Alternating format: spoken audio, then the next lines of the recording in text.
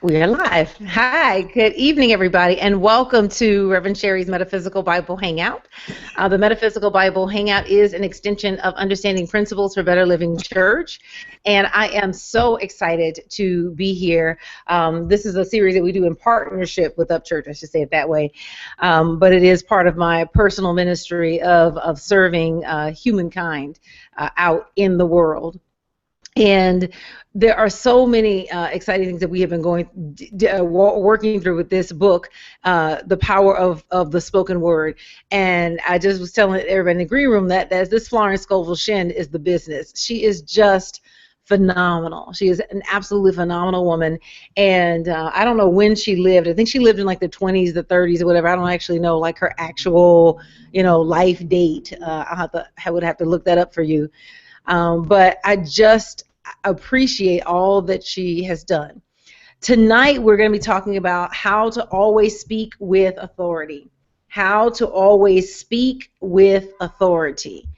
And this is an area that I am really excited about because I want to dispel some myths, and I know I'm going to say some things that are probably against what's in articles. When I did a Google search for like how to speak with authority, I found like 306 million hits.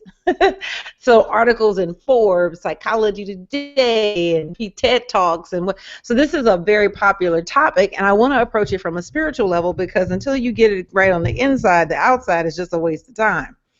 And so this is our outline for tonight, February 25th. We have some announcements. We have opening prayer. We're going to have a testimony about the spoken word. And then we're going to talk about how the authority comes from within. Life is lived from the inside out. And we're going to talk about how to cultivate God's authority within you. 5 tricks to cultivate your power and authority. And I call them tricks facetiously because every article that I looked up as I was just kind of preparing and getting this research together, every article that I looked at said, tricks to speak with authority, how to do it. Try this trick and try that trick. And I thought, guys, come on, give me a break. So that's why I chose that title. All right. Oh, here we go. Constance says, Florence Scovel Shinn, she was born September 24th, 1871 in Camden, New Jersey, and she lived until October 17th, 1940. And they say she was an American artist. She was a book illustrator. She was an American artist and book illustrator who became a New Thought spiritual teacher and metaphysical writer in her middle years. In New Thought circles, she is best known for her first book, The Game of Life and How to Play It. So there you go. There you go. Awesome. So I always write a companion piece that follows what we are talking about in the Bible Hangout. So definitely check that out at revsherri.com. You can visit the site and read the companion blog for tonight's broadcast. If you are in the Los Angeles area, we have this amazing organization called Up Church, and it was founded by that beautiful woman right there, the Reverend Dr. Della Reese-Lett, and you guys know her from Touched by an Angel fame, but many other things. Some of you know her music. Some of you knew of her when she was on Sanford and Son. Her that's the least of her credits. She has been a remarkable force in my life, and I have the honor and the privilege of carrying on her legacy. That's kind of an awesome thing, and I'm really grateful. And, I have to say, I actually just touched 1 year in the senior minister position. That's just deep to me. I got to and it was this past weekend that we crossed, this last year. She, this time last year, she retired, and it was like plunk. And that was also at the time that Jordan came into my life, so it was like plunk. So I know, Alita said that was quick. Rashi says, "Wow, well, how time flies." Yeah, it is. Thank you, Andrea. She says, "Congrats, Reverend Sherri." It has been a remarkable walk, and I tell you, I have really You know what I'm gonna do, Marvin? Marvin is trying to get in. I'm gonna post the link in the chat room just in case what I did doesn't bring you in. Thank you, Reverend Barbara. She says congratulations on both. So it has been a remarkable year. You know, I feel like my life was underwater immediately, like just. And so I didn't even have snorkel gear. I just had a few times where the water washed over my nose so I could, get a couple of little breaths. and it's coming together. I'm getting clear. This year I'm sorry, I didn't even plan this, so just bear with me. I'll try to be quick because I want to get into the lesson. But this year has been wonderful for clarifying my own theological point of view. It has clarified my commitment to teach and to preach and to write and to spread the good news that you are the living Son of the living God. And the conviction as well. I think that that's important. I feel like I had that at some point, but this is a different level of conviction. Marvin says you're a sophomore now. You're right. That's exactly what I was thinking. I'm no longer a neophyte, no longer a freshman. So it has been a remarkable journey, and we're just getting started, and we're starting to see growth in the ministry. My classmate is actually in town this week, and he's going to be teaching a leadership workshop at the church on tomorrow night. Not at well, in a member's home, but for those in leadership and those interested in being in leadership. He's going to be teaching a workshop tomorrow, so it's open. If you're watching this and you're interested in being a leader within Up Church, please come to this workshop. It's really going to be just powerful. I'm going to try to record it if I can, and then I can make it available for those of you that are interested in serving in leadership within Up Church. And then Saturday he's going to be doing a prosperity workshop, and his book has been incredible. We're working with his book, Daily Abundance. I don't have my copies upstairs. We're working with his book, Daily Abundance, and it's a 50-day workbook. So we're going to get through about 46 of those 50 days by the time we finish Lent. It is such a powerful, powerful, powerful lesson in abundance, and really seeing abundance all around. And I think that's the thing that he really captures in this book, is how to see abundance everywhere. And he takes you through the concept of abundance at a very, very minute level. And so as you dig in, here's what he makes practical. So Johnny said there's gold dust in the air, right? And what she meant by that was that literally just the ethers are filled with the abundance of God. And that as we awaken spiritually, we begin to see it with not just with our spiritual, well, first we see it with our spiritual eye, but then as we see it with our spiritual eye and hold to that vision, then we begin to see it with our natural eye. And so he really has created an awesomely practical book. If you want to, you can actually just buy the ebook copy on the Up Church website. If you go to upchurch.org and go to our store, you can actually get a copy of the ebook for $10. It is an excellent, excellent book. I highly, highly recommend it. Constance says, I was so blessed by you gifting me with that book last year from the core class, and I worked with it for those 50 days, ready to do it again. It's incredible. He did such a great job with this book.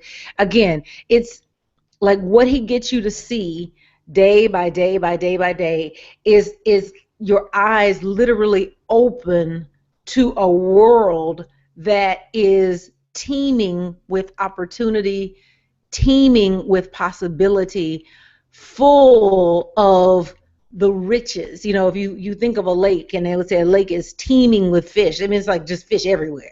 It's like fish on top of fish, on top of fish, on top, fish under fish, fish on top of fish on to the left of fish, fish to the right of fish. It's just fish everywhere, right?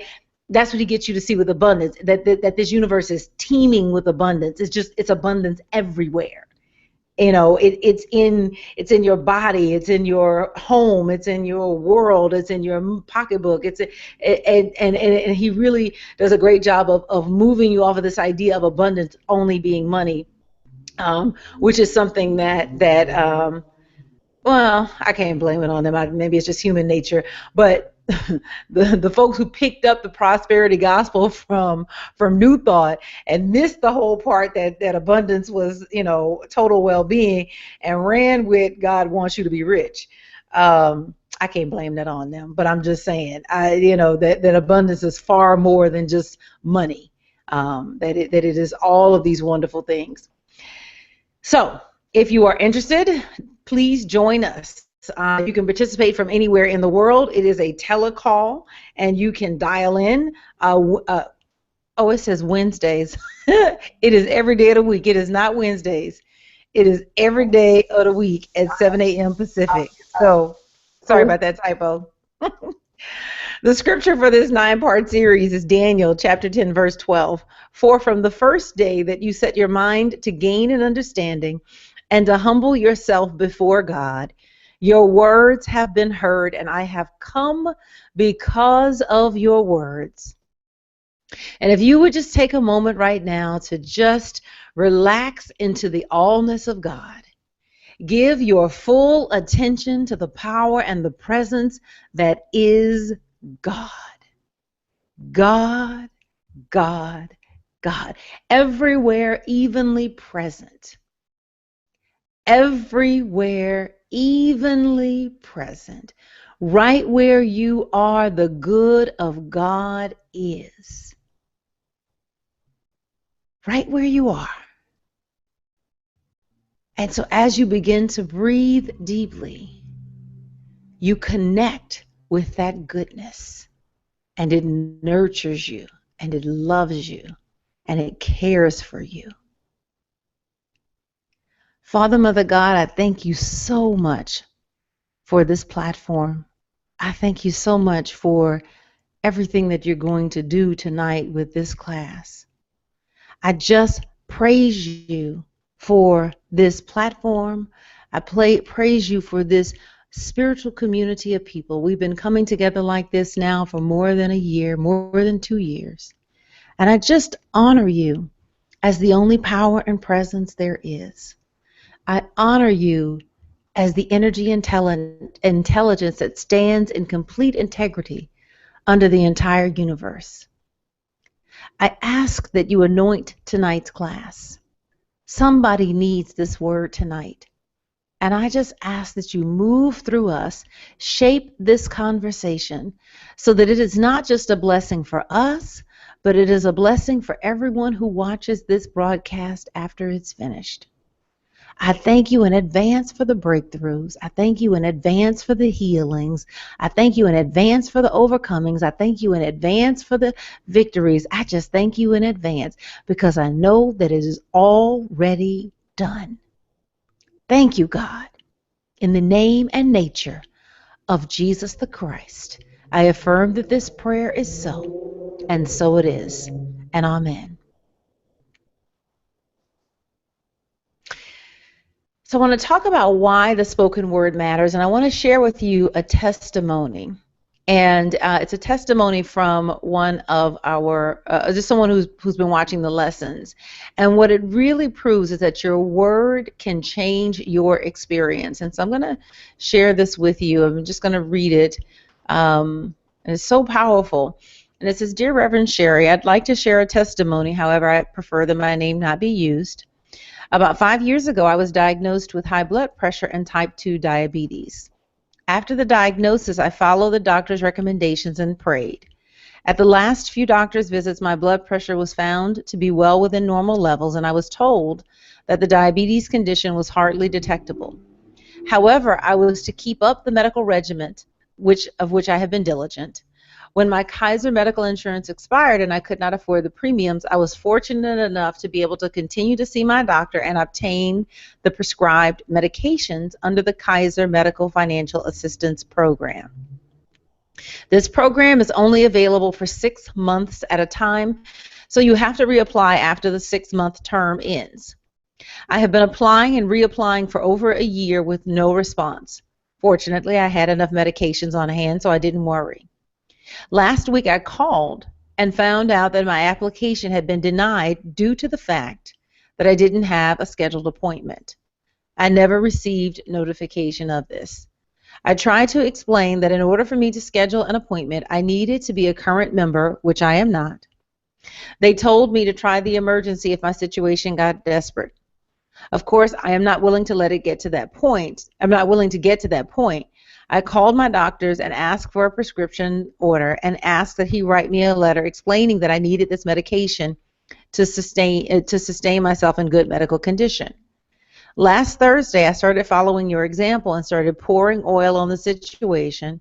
I began the hourly regimen of repeating 50 times an hour for 12 hours a day. Father, I give thee thanks for the peace and wealth which is mine right now.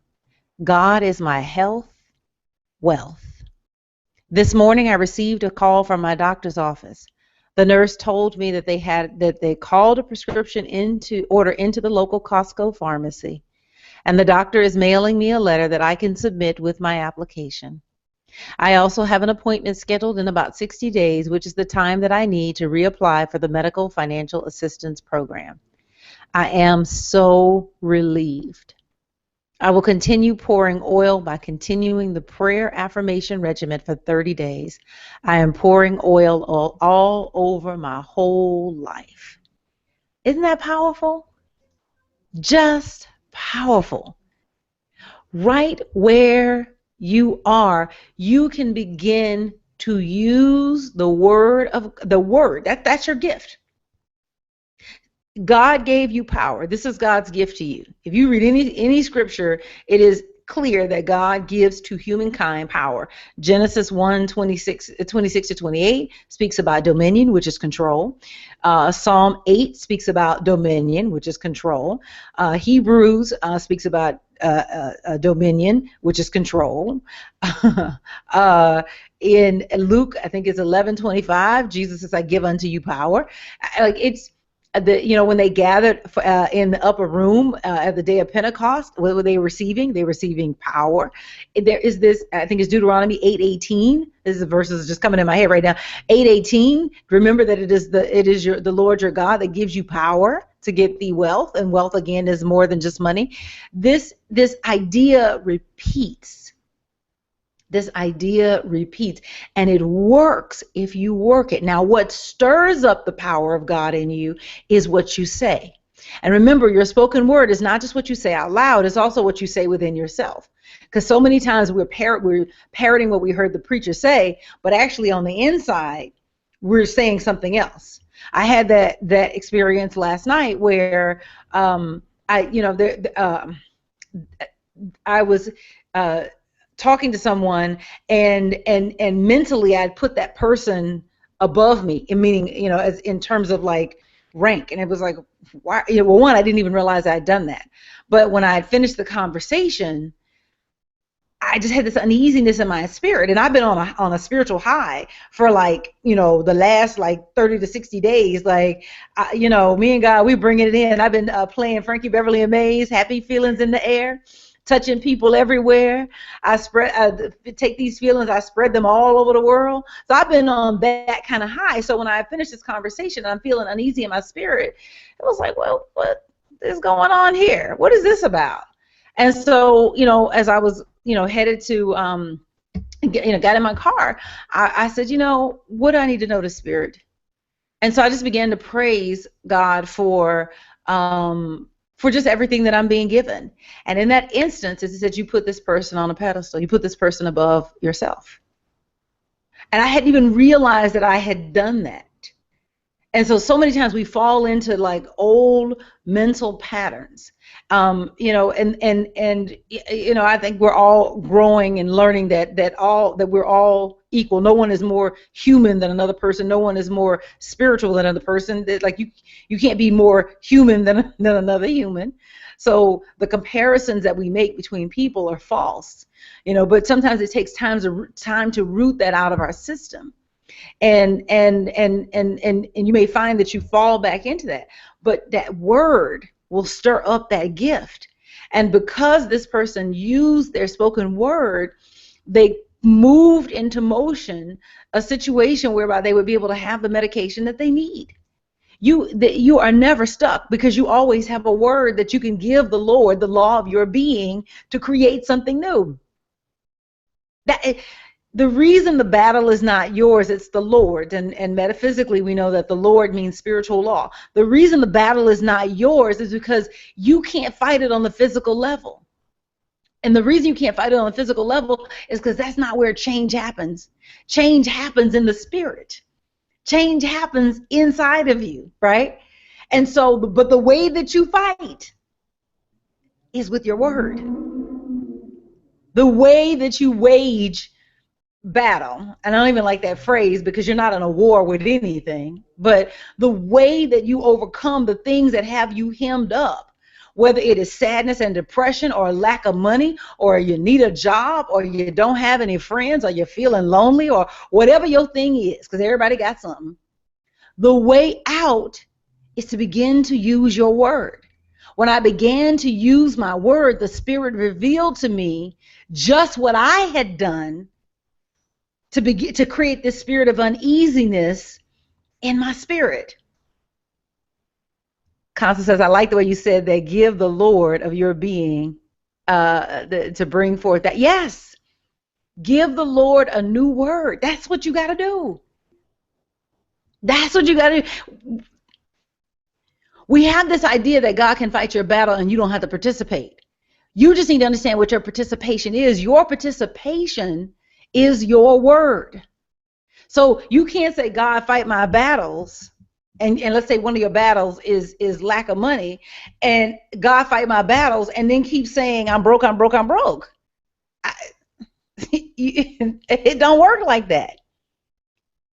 Whatever you have asked for an overcoming in, you must begin to match your words with what you have asked for. And so some of you are thinking that your prayers are not being answered when in fact you are short-circuiting them.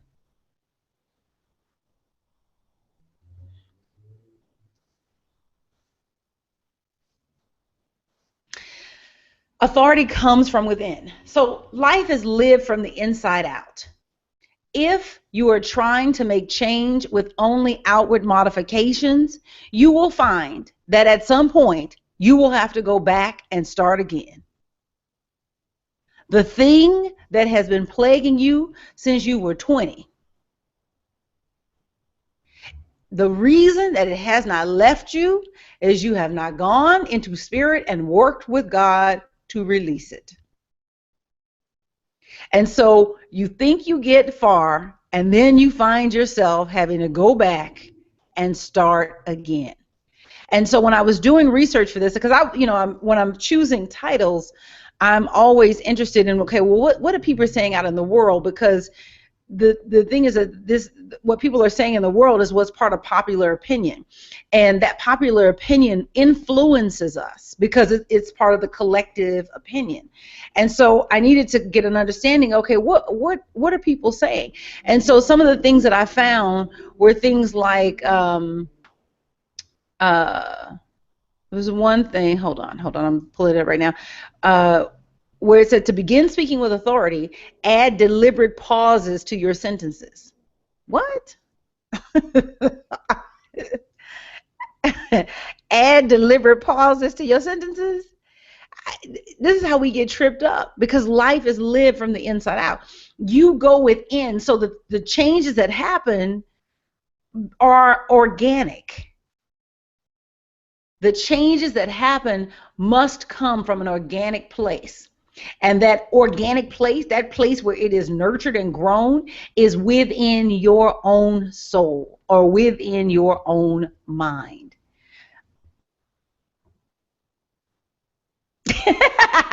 Marvin says, pray in your radio announcer voice.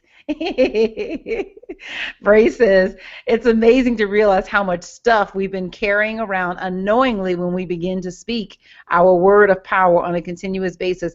I didn't realize how much I had been devaluing my own self-worth. It's there. Everything is set up to take away your power. This, and what I mean by that is that this universe is, no. Our physical world is built on a zero-sum game. What do I mean by that? That means somebody has to lose in order for somebody else to win. If you look, we're in the U.S. right now, and if you look at what's happening in the political, if you just listen to the political conversations, if you pull back and let go of your distaste for whoever is the candidate you don't like, if you pull back and look at both sides of the conversation, everybody is working on a premise that there's not enough to go around, and that somebody is going to lose in order for somebody else to have. Everybody's working from that conversation. June said, what's the author? June, you got to tell me which book. Is it Darrell Pulley's book or Florence Scovel Shinn? I can't remember. Oh, The War of Art. The War of Art is Stephen Pressfield. Stephen Press, an awesome book. You will love it, especially for the work that you're doing and talking about building a business. It's an excellent book to read. And he has, it's a trilogy, The War of Art, Turning Pro, and Do the Work. Phyllis says, hi, Reverend Sherri and all. Hey, guys. Thank you, Tamara, for the congratulations. I appreciate that.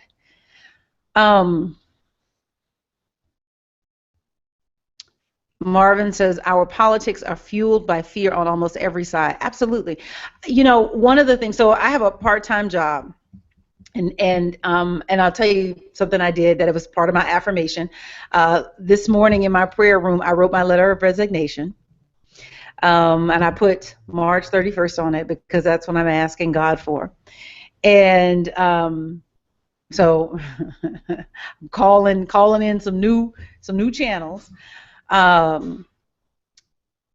But as part of this part-time job that I do some fundraising for some of the political causes. And I talked to a woman who did end up making a donation with me. And when we got off the phone, she said, you know, you thank you for calling me and scaring me. And I said, oh, no, I'm, you know, and it really made me look at this language that was part of the conversation in order to get somebody to support a political candidate or a political campaign or a political party, that it's built on a basis of fear. And I didn't have a chance. Well, I did look it up, but I didn't. It wasn't thorough, so I didn't include it in my slides. But I had heard a minister say that the phrase "do not fear" or some form of it appears more than 300 times in the Bible. It's almost like there is this refrain: "Do not fear, fear not, in nothing be anxious." It's like over and over and over and over and over again. It's to just relax, to simply relax. There is not one thing to be afraid of, because should somebody that you don't want get in office, remember, it is not somebody else that has power over you. It is your word that is the power and the authority in your life. And you standing in your power wakes up somebody else. You think about it. When you've been around somebody that is situated in their power, where they are rooted in that, first of all, that's attractive, right? And it draws people in. So if you get rooted in your power, you don't have to worry. Somebody else next to you is going to wake up too. So you do not have to be worried. What you do have to do is live according to principle. You have to live according to principle. So let's talk about cultivating God's authority in you. The first thing you got to do is you got to change your state. Change your state. She gives this story on page 25, and I thought it was powerful because something that had been taught to me years ago by a Hollywood writer. This is the fourth full paragraph. And she says, I know of a woman who had been a coward all her life, particularly about finances. She worried all the time about money.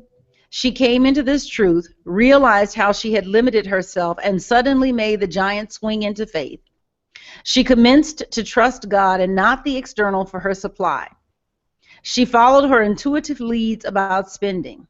If any of her clothes made her feel poor, she would discard them at once, getting something new to make her feel rich. She had very little money but gave 1/10, a tithe, to good works. She was winding herself up into a new vibration. Very soon things commenced to change on the external. A woman on whom she had no claim, was merely an old friend of her family, left her $1,000. A few months later, another 1,000 came in. Then a big door opened for her supply and many thousands came in. She had tapped her universal supply from the bank of the universal. She had looked to God only for her supply. Then the channels opened. The point I am bringing out is that she had lost all anxiety about money matters.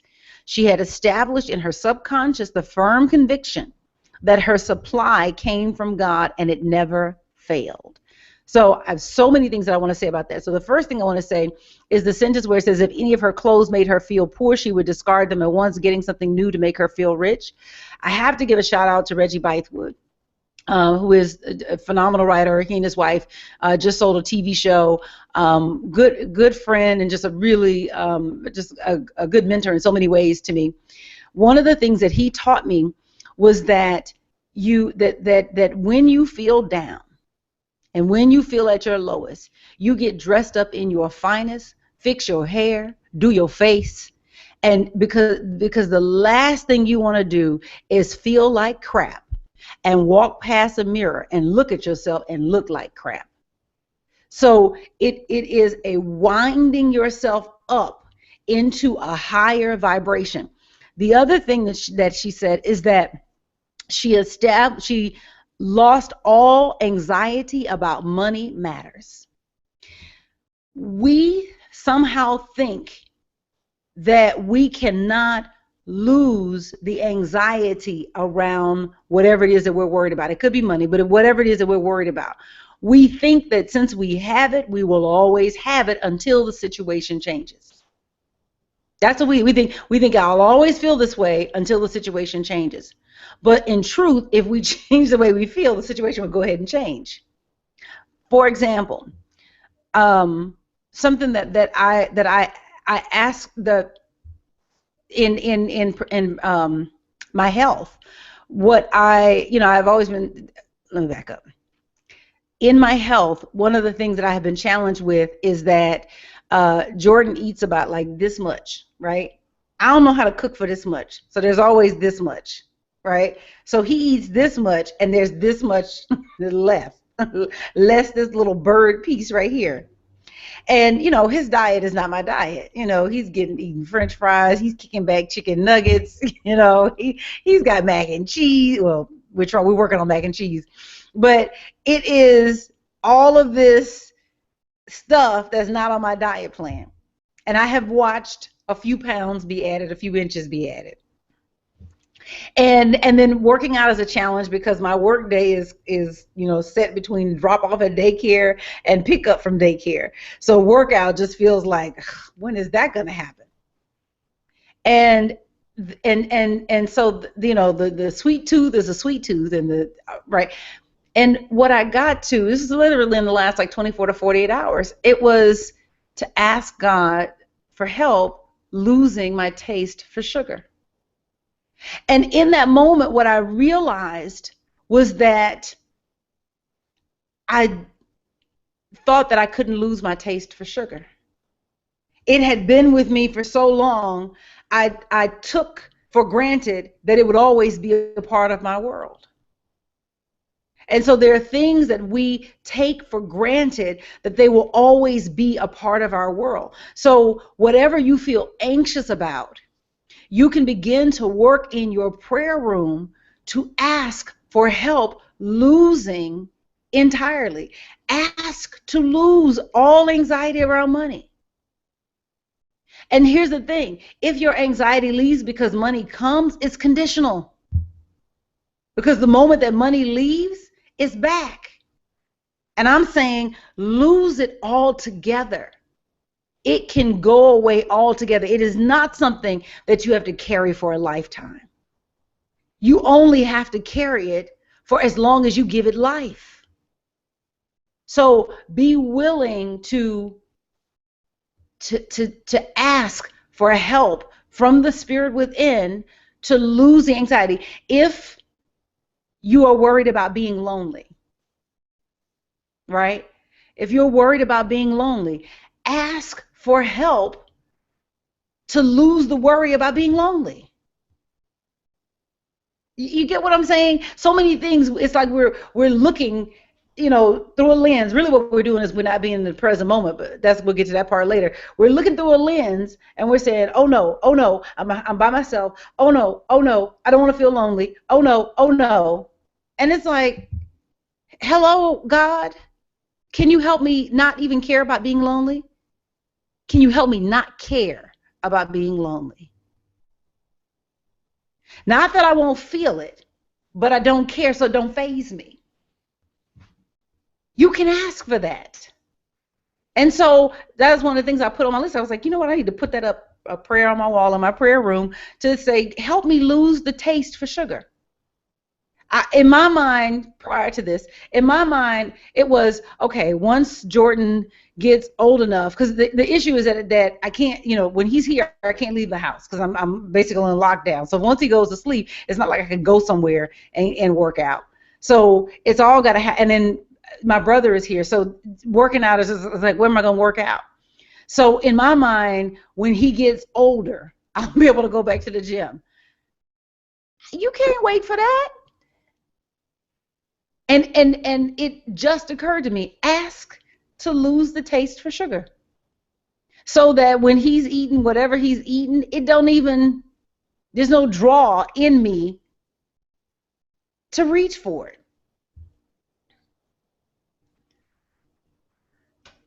I was reading some of the comments. Andrea says, thank God for the steadfastness that allows me to stand on my own spiritual feet.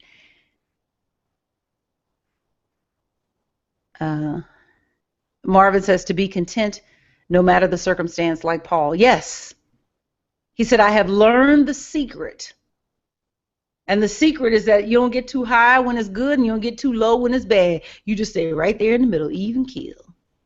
Cool like a cucumber.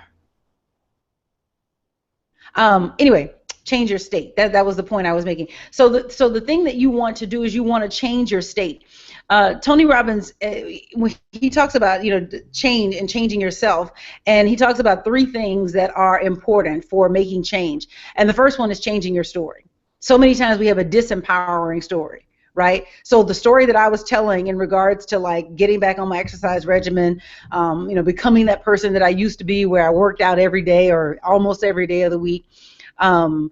Eating right, becoming that person that a day didn't pass when I didn't have, 4 or 5 servings of vegetables, re-becoming that person or reinstating those habits that I liked having. That the story that I had been telling myself was that I had to wait until Jordan gets older to be able to work out. That was a story I told myself. So many times we have a disempowering story. But let's say you get a good story. Then the next thing you need a good strategy. Now, the wrong story will derail a good strategy. The wrong story will derail a good strategy. You could have all of the puzzle pieces, and if you're not taking action, it's the story. The story you're telling yourself is shutting you down. But above all of that, your state. So many times the thing that impacts us being able to keep going is that we get excited, we take action, and then our state of mind changes. And all of a sudden, all of the momentum and the enthusiasm that we had is dissipated, and so we can never get a momentum. And so you start a diet, you stop a diet. You start a writing discipline, you stop a writing discipline. You start a work ethic, you stop a work ethic. And because your what's happening is that your state is not staying high enough in order to propel you into action. And so you need some techniques for keeping your state. And so you must continue to wind yourself up. Now, in my opinion, the most effective way to do that is through prayer, because what you're talking about is a character change at depth, right? Where you want to be in that high emotional, but in a good way, not over the top, emotion, but high emotional state in a good way, where you feel good, and it's not a chore to take action.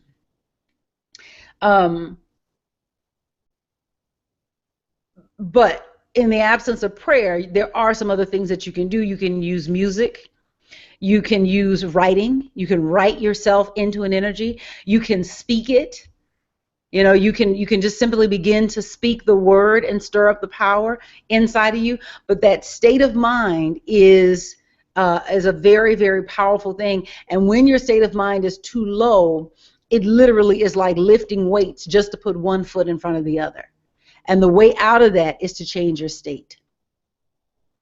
Marvin says, I try to walk more. Also, Qigong is an exercise you can do at home. Marvin, I looked at Qigong. Maybe I had to give it another shot. I never really tried it. It just didn't look like something that would be fun. So, maybe I need to open my mind and just, be open. Eve says, let wonders happen in your life by accepting a new attitude toward the riches all around you. Yes. Kanisha says, thank you so much for that. Sometimes I get so caught up in trying to get it right that I don't ask. And then when I do ask, I need help with trusting what I've heard. Yes, yes, yes, yes. Mia says, yes, Kanisha, we have to prepare for what we ask for. Amen. Amen. Marvin says it gave me my energy back, but then again, I am 50. All right, Marvin, now that don't mean 50 don't mean a thing. 50 don't mean a doggone thing. I'm not even accepting that. 50 is nothing. 50 is the new 30. How about that? Constance says, listen to affirmations. Louise Hay, a whole bunch on YouTube and put on your phone. Yeah, that's an excellent idea. Esther Hicks has this thing called a rampage of invincibility. Look that up, a rampage of invincibility. And I actually rewrote it. I'll find it and I'll send it out tonight. Got to make a note to myself. Ray, would you send me an email? I got to make a note to myself. A rampage of invincibility. So I rewrote it with our New Thought language about the realization of the Christ and all of that. And the way that she does it is it just flows like a spoken word poem, but it's so amazing because when you finish, you're like, I can do anything. Like, it feels like that. So you go on this rampage of invincibility. Marvin says you can't explain Qigong to a young person because they are full of prana. You know what? Okay, so be it. So be it. June, is that the link for the rampage of invincibility? All right, if it is, I'll post it in the chat too. If you could post it in the chat, that'd be cool.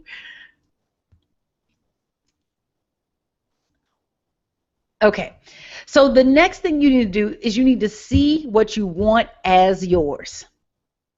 See what you want as yours. Here's what happens when you do that. And I learned this. So the car that I own right now, Mercedes, bought and paid for, the way that I brought that car into being, I just kept seeing the car as mine. And I would do things like I would go and I would test drive it. When I would drive home from the city to the valley, I would imagine, even though I was in my Nissan Stanza, I would imagine myself driving in the Mercedes. I had test driven it enough so I knew what it felt like. When I went to my Boulé, they had license tag holders, with the sorority name on it, and I bought a license tag holder that I was going to put on that car. So I didn't even put it on my Stanza. This was like saved for the Mercedes that I wanted. Well, I guess kind of sort of they do wallpaper now on computers, but when wallpaper was like all the rage on computers, I put the picture of that car as my wallpaper for the computer.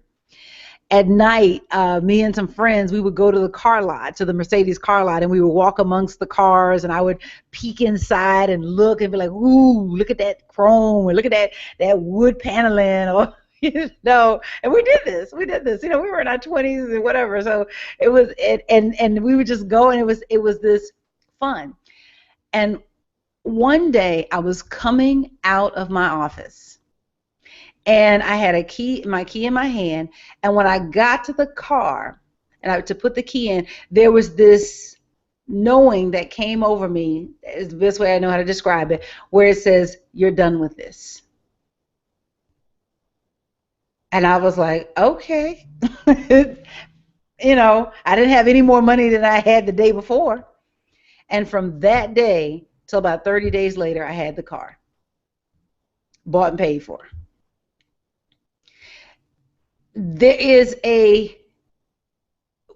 When you pray, what you're reaching for is this inner conviction where you become this isn't where you become convicted that the thing that you are asking for is yours. So the reason that you see it as yours is not just for the exercise of seeing it as yours. The reason you see it as yours is that you're reaching for that state of inner conviction that it already is. I had lunch today with my classmate from seminary, and I was remarking on taking my oral examination for my license. And, they had put us through so many paces and turn this document in and submit 100 copies of this proposal and all of this. And so by the time I had done all of that, my feeling in my being is that this exam was not for me, but for them. Because I already know I'm a minister. That energy, it was like, this is for y'all. This ain't for me. So let's go through the motions so you can give me my license. That when you pray, that you can reach this space of conviction inside of you. And so you begin to see it as yours, irrespective of the evidence. I don't even know if that's a word. But regardless of I know irregardless is not. I remember that from high school. Irregardless is not a word, but irregardless of the evidence, you begin to see it as yours. And you accept it as so. And I included a quote from Neville Goddard, because I just love me some Neville Goddard. And what he says is, keep on feeling it and feeling it until it seems solidly real. Give it all the sensory vividness you are capable of giving anything.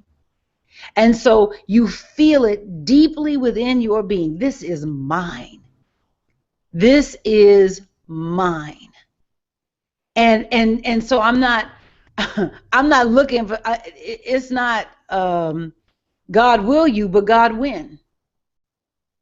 And not in any kind of arrogant, tell God what to do kind of way, but there's this this is mine. This is mine. I have supplied the consciousness for it. This is mine. So what do you need to see so that you can validate me in this process? And you can get to that place in prayer. Again, not in a space of arrogance, but there is a space of rock solid, fearless faith that what I have asked for is mine, and I'm not looking for permission to have it, because I have accepted it as mine. So many times we waffle back and forth because we don't press forward in prayer to reach that space of conviction. So we're never praying. The end that we're praying to in a prayer oftentimes is the thing itself. That's not what you're praying to, meaning as a destination. What you're praying to is a space in your consciousness where what you have asked for is yours. And so you're no longer concerned about a timeline. You're no longer worried about when. You just know that it is. If leaves your mind, What if gets quieted. So again, when you pray to the end, and the end is the thing itself, what you have done is you put all your faith in the material thing, and your faith must be in God. So what you pray to is the point of conviction. The point of conviction that the marriage I seek is mine, done. And it's satisfying, ain't no drama, ain't no craziness, we ain't at each other's throat all the time. We equally yoked. I want him as much as he wants me, that you get what I'm saying? You pray to that point of conviction that it is yours. And so then and when you get to that space of assurance, I remember this. I remember a conversation that I had with Ava DuVernay. And Ava just got hired to direct A Wrinkle in Time. And I had reached out to her at the time to be on a panel for an event that I was doing down at the City Club in downtown LA. And this she had declined to be on the panel because it just, it really just wasn't her thing. And I remember talking to her, and there was this assuredness that this was not what was right for her professionally. And it was rock solid. Like it wasn't a diss, like I can't be a part of the thing that you're doing. It was, no, this is not what is right for me professionally. You can get to that place where you sit in that authority, where you know with conviction. But see, you've got to work with the presence and the power of God within you to reach that place. You've got to work with the energy of God inside of you to reach that place where you are settled and you're like, this is it. This is what is right for me, and what you're offering is not. Whether it's coming from a person or it's an experience that has come into your world where you can say, no, this is not for me. Or this is for me and I will have it. Uh-oh, I missed some comments here. Constance says, right, you were supposed to send that before. Oh, Abraham is my thing. Yes, I have Abraham on my phone too, all types. Marvin says, Jesus was ordained by a man who lived in a van down by the river. Yes. Constance says, yes, I understand that conviction thing. I felt the same way upon doing my orals for my teacher's license. No matter what you say, I am a teacher, and so it is. Yeah, that's what it is. But you can get there with everything. Marvin says, that is the way I feel about my healing ministry. Yes, I love that. Andrea says, same for me, Constance. I just felt it in the depth of my being. Yeah, that's it. This is it. This is what I'm doing for you, this exam, this for y'all. This ain't for me. I'm already convinced. You just need to catch up. Challenge yourself to move on your intuition. Never violate a hunch. The way you learn to discern God's voice is by listening to your hunches and taking actions. That's how you figure it out. It's like, how do you get better riding a bike? Well, you ride a bike. It's kind of a no-brainer, right? How do you get good at hearing God's voice inside of you, right? Well, you practice hearing it. If you get a hunch, take some action, see if that's it. Part of why I shared at the beginning, I don't, those of you who may come in later, you may not have heard this part, but I wrote my resignation letter for the part-time job. It has really been stretching me thin as far as just my availability to be senior minister, to do this work with RevSherri.com, and so it was a wonderful channel, but it's interfering with my ability to be great as a senior minister, in my opinion. And so, I just knew that at some point it was going to have to go. And, of course, you look and you say, well, okay, well, where's this income going to come from? And I was sitting yesterday, and the Father said, write your resignation letter. Okay. So I wrote the letter. I put a date on it, March 31st, or something better. Right? So the way you get good at listening to Spirit is that you listen to Spirit and take action. right? You listen to Spirit and take action. And then what happens is that you get some results, and you can say, okay, that was God. Okay, that definitely was not God. That was God. That was God. Yeah, that was not God. That's how you get better. And then what happens is you start to build a confidence, because what authority is, it's confidence. There's a rootedness to authority, where you are rooted deeply in your being. And so and you think about the things where you are immovable, not in some kind of like obstinate, stubborn, resistant kind of way, but it's like, this is what it is. You can get that way about the things that you are asking the Spirit for. If you're asking for a better job, if you're asking for more pay, if you're asking for a loving relationship, if you're asking for whatever it is, it doesn't matter. You can get to this space where your shoulders are back, squared, like, this is what it is. I accept this for me. This is available to you. Marvin says it is tough being a bivocational minister. It sure is. And I'm done with it. I'm 100% done with it. It is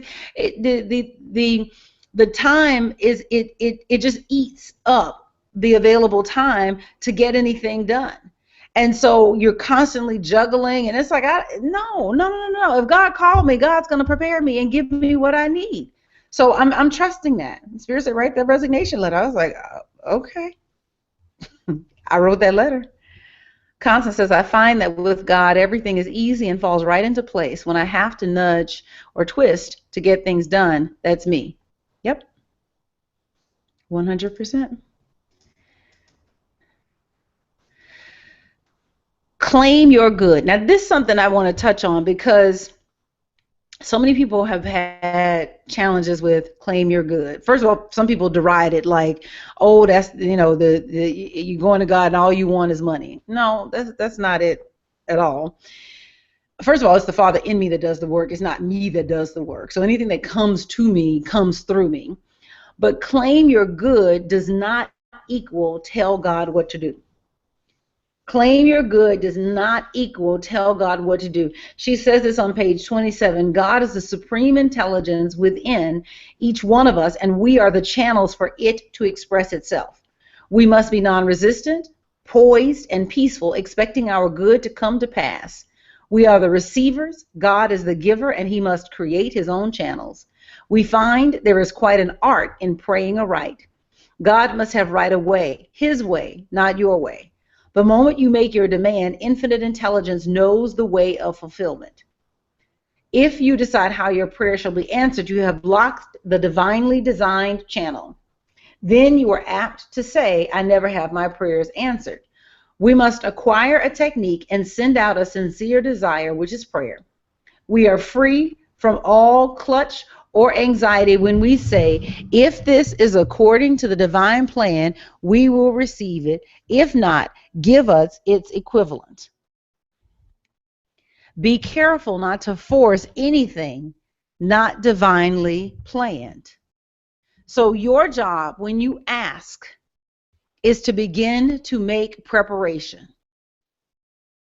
When you ask, your sole job is to begin to make preparation. The Spirit moves when there is a space available to hold what you have asked for.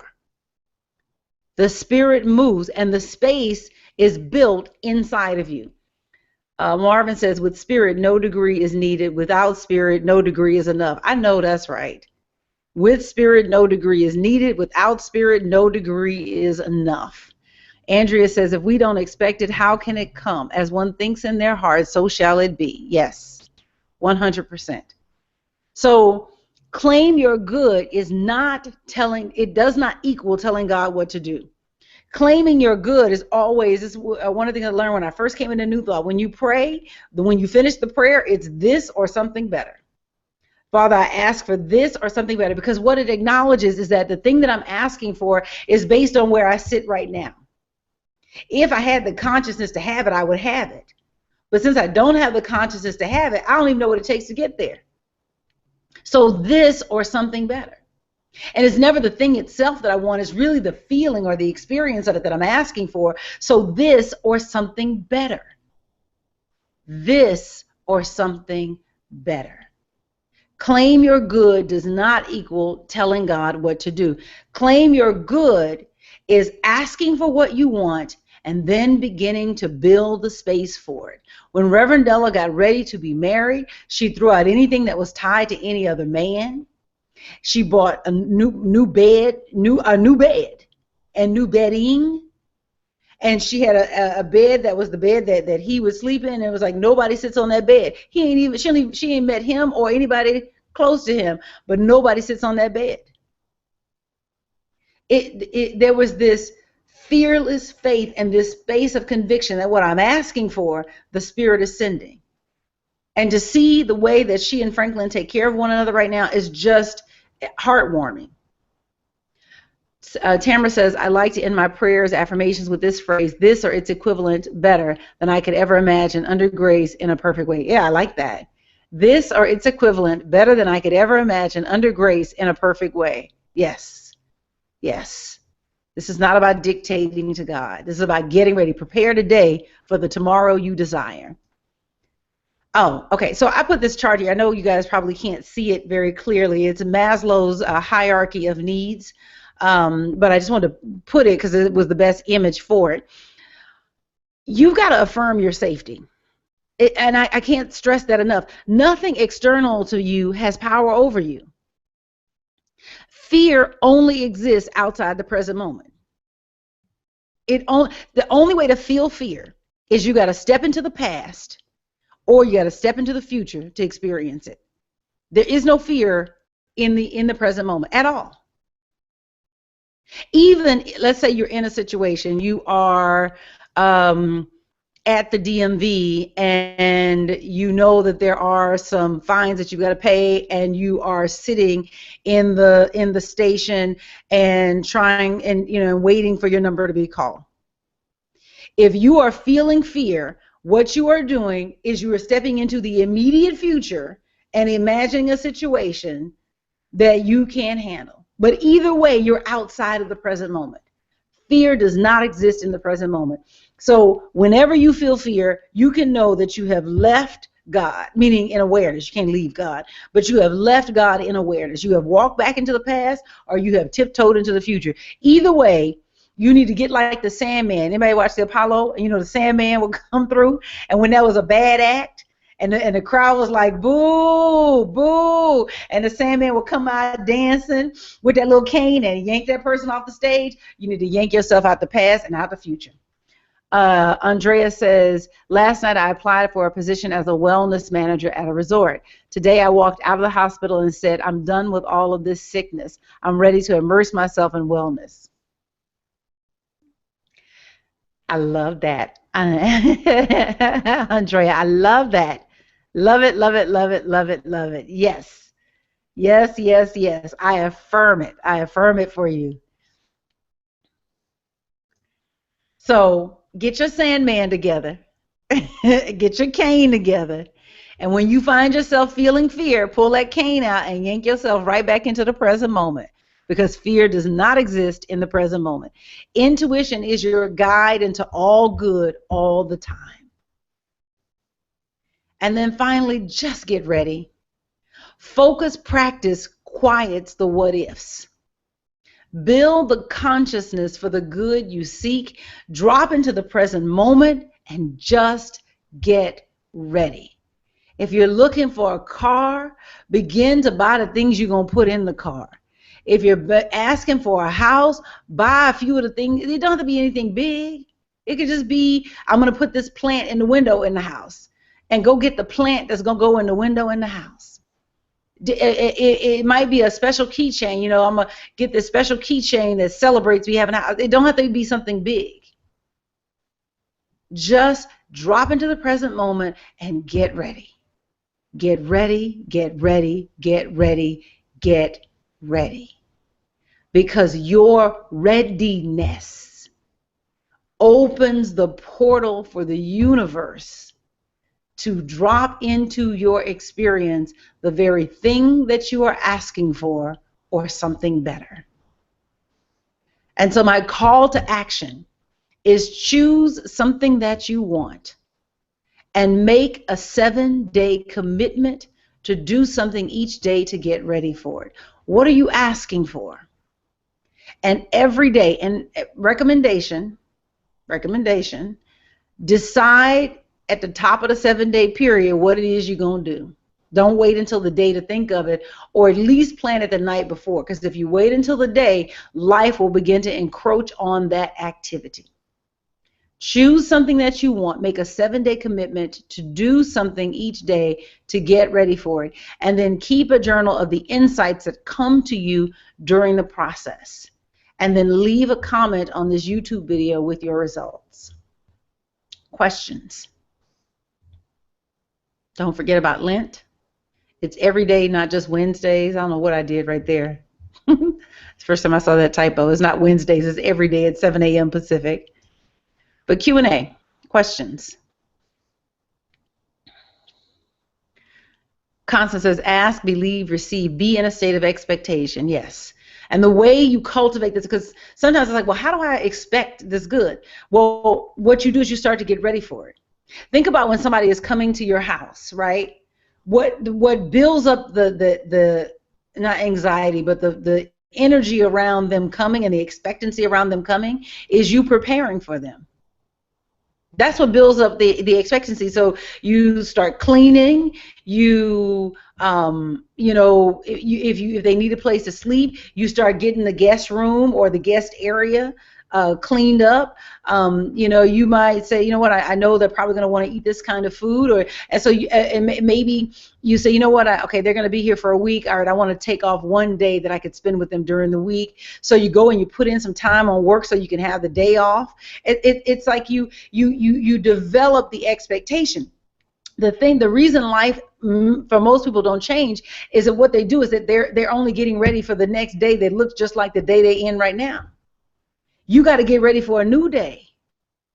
You got to get ready for the day that you want, not the day that you're living. Something that I realized at this job that I was at, this is also part of the hunch, was that you need to stop fitting in.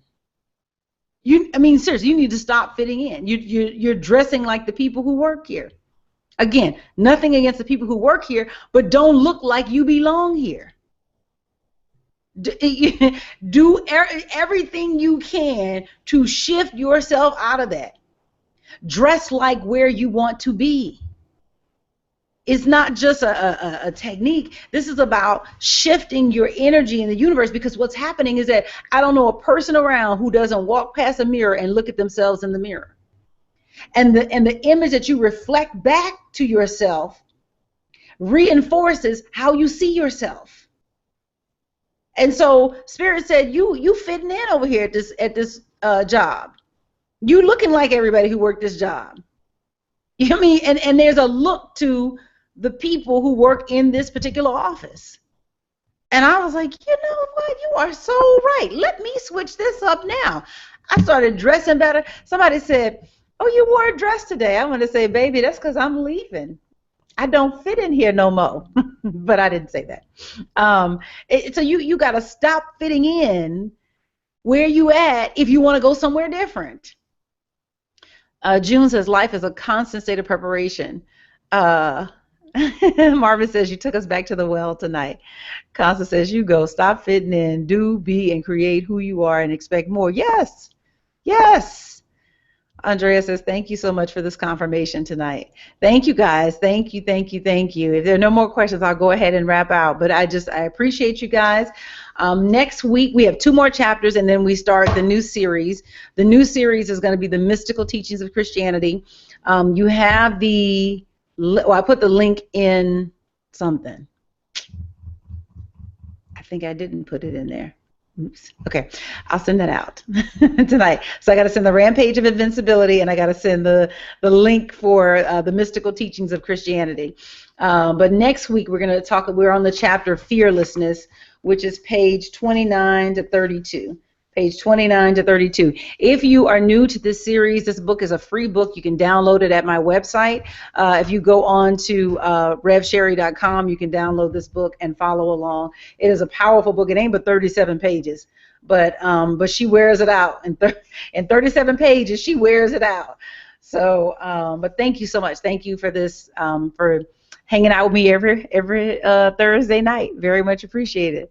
Constance says, thank you for this wonderful class. So appreciate you and your devotion to spreading the word of love to the world, to the universe. We are blessed.